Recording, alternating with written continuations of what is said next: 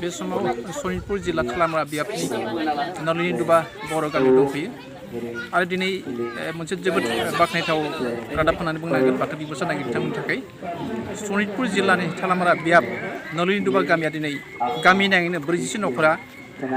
बाथौ धोरोम खान्थिजों सिजौ बरायबाय आरो बे सिजौ बरायनाय मोनफ्रोमबो नुथायखौ बिथांमोननि थाखाय आं गिबियाव बिथांखौ खावलायनाय जाबाय।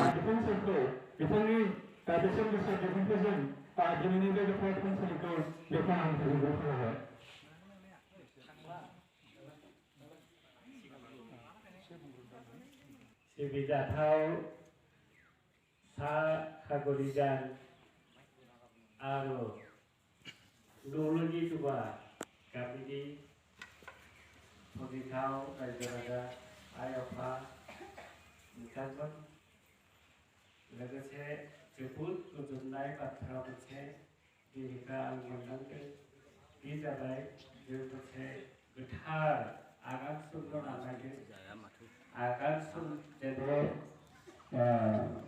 खोलाथिंजाय थानाय जा